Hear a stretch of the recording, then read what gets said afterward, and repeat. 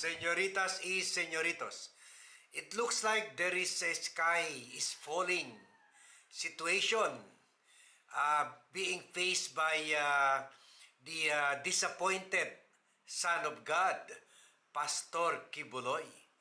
It seems that the appointed Son of God has very many reasons to be disappointed with God, na parang inabandona na siya. Imagine, right when we are having series of hearings na pwede matanggal yung SMNI TV and radio station niya and propaganda empire niya through the revocation of its franchise, and then through the suspension by the National Telecommunication Commission or the Movie Television Review and Classification Board. And then come next year, tatawagan siya ng Kongreso for him to speak about the change of ownership sa Suarasug Media Corporation, better known as SMNI station or Sunshine Station ni Kibuloy. So, imbes the sun is shining, the sun is setting, kasi on top of that, on top of all of these problems that seems to show na inabandonahan na nga talaga ng Diyos ang kanyang appointed Son of God, na ngayon very disappointed dahil hindi niya na-stop ang hearing sa Kongreso, na nakulong pa yung mga anchors niya, na-discover pa yung nag-submit nila ng fake papers, corporate papers sa Security Exchange Commission at saka sa Congress, na bulgar pa yung pagmamagic nila sa mga advertisement, na sabi ni Badoy may advertisement, tatlo silang advertisers, pagkatapos sabi naman ng SMNI lawyer, wala. So, ibig sabihin na baka hindi nila dinideclare yung advertiser para makatakas in the payment of taxes for their advertisements. So, all of this will be known in January when Pastor Kibuloy shall have been summoned by Congress again, kasi he was already summoned pero nagbigay siya ng excuse na hindi naman daw siya owner ng SMNI, ay excuse daw siya from attending. Pero nakita the more naging dahilan yun para silipin ng mga congressmen yung corporate papers niya, at doon lumalabas owner pa rin siya. So, yun nga, yung isang papel na meke, na hindi na siya owner, at isang papel na tunay na sinasabi owner pa rin siya. On top of that, itatawag rin siya ni Senator Risa Ontiveros for a senatorial investigation sa kaso niya ng pagmomolestya, rape, exploitation of minors, trafficking of women, and other charges that he's now facing in the US.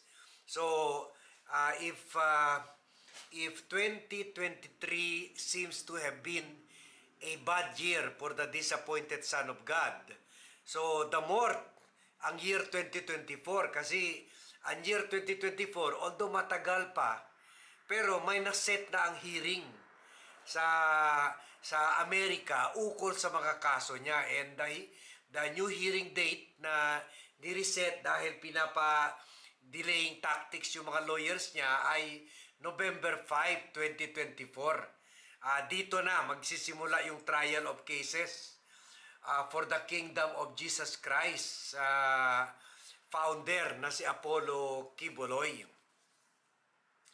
Dapat nagsimula na yung proceedings sa March 19, 2024 for conspiracy to engage in sex trafficking by force, coercion, and trafficking of children, marriage fraud, pati marriage pala, yung peking marriage, fraud and misuse of visas, oh wow, very serious rin ito, bulk cash smuggling, yung nakita, na-raid yung aeroplano niya, at nakita may mga dollars na hundreds of thousands worth na nakatago sa mga medyas.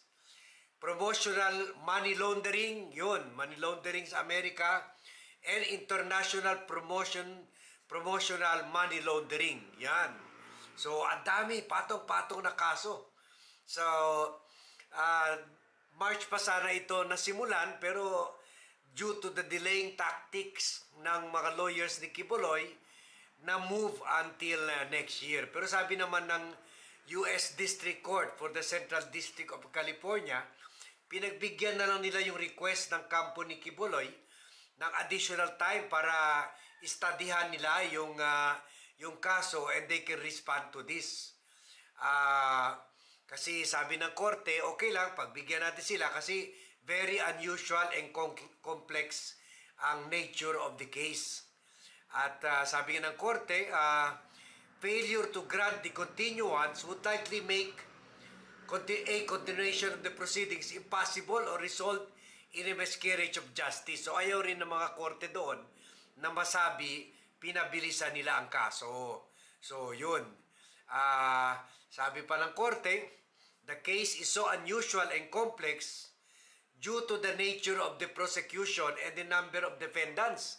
So ang daming kinusuhan, that it is unreasonable to expect preparation for pre-trial proceeding or for the trial itself within the time established by this Speedy Trial Act. Sabi ng court, buti pa sila, may Speedy Trial Act, no? Sabi nila, failure to grant the continuance would deny all counsel for the defendant and the reasonable time necessary for effective preparation, taking into account the exercise of due diligence. So, kumbaga, the court is bending backwards para lang hindi masabi ni Quiboloy na may miscarriage of justice or yung kampo niya na parang binilisan nila yung kaso. So, parang inuulan. Inuulan ng mga trials, ng mga hearings, senatorial, congressional, and then ipapatawag rin yung mga lawyers niya sa hearing ng Security Exchange Commission, yung MTRCB, pinatawag na sila, yung National Telecommunication Commission, pinatawag na sila, and then next year, early next year, ito naman, hearing naman ng committee, I think Committee on Women ni Senator Risa Ontiveros, at dito naman sa kaso niya na marami nang na-filean dito pero na-dismiss dahil syempre alam naman natin na dikit na dikit si Quiboloy, malakas na malakas, parang Diyos siya noon, untouchable siya nung time ni former President Rodrigo Roa Duterte. So, kaya yung mga kaso na tulad ng according to Senator Ontiveros, large-scale human trafficking, rape, sexual abuse, and violence against women and children ay hindi lang man siya na convict or nakulong sa mga charges na yan, kasi either binabayaran nila yung mga judges or mga complainants or tinatakot or ginagamit ng political connections niya para makalusot sa mga kaso na ito. Pero ngayon, we are hopeful that habang bumabagal yung proceeding sa US, meron naman panibagong inisyatibo dito sa Pilipinas, at sana this time let's support Senator Risa Ontiveros and let's pray for her na she will not be disappointed with our God. God will be on her side and to show that he favors the actions of Risa Ontiveros and the victims and not his disappointed son of God. So,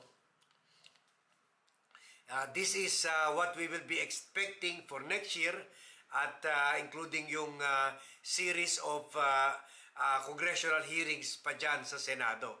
So, sabi nga nila sa Ingles, when it rains, it pours. So, binabaha talaga ng kaso si Quiboloy. So, ang question lang, ano kayang gagawin niya dito? Mag-attend kaya siya sa mga hearing na ito or kaya tumakas siya? Remember, ang lawyer niya ay si Attorney Topacio na Ferdinand Topacio na lawyer rin ni former Congressman Arnie Teves na ngayon ay nandun sa Timor-Leste na walang extradition treaty sa atin at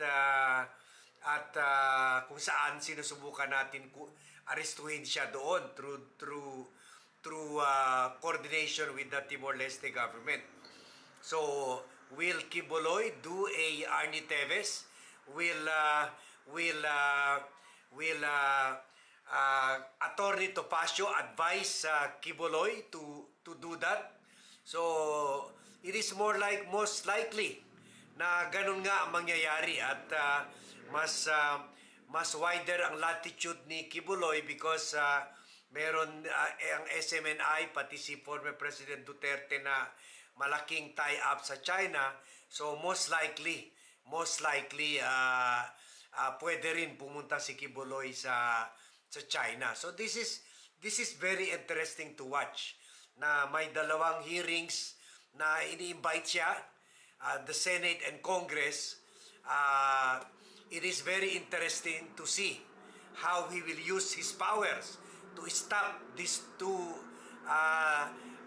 congressional bodies, the upper house and the lower house, how he will deal with the summons served on his person. So most likely tatakasan niya ito. I don't think he will appear. I don't see him having that kind of personality na tingin sa sarili niya, Diyos, not answerable to anyone except to China and former President Duterte. So, I really doubt whether he will appear in the hearing. So, kung hindi siya mag-appear, anong gagawin niya? Tatakas ba siya? We will find out soon enough in January. So, tututukan po natin itong issue na ito. And please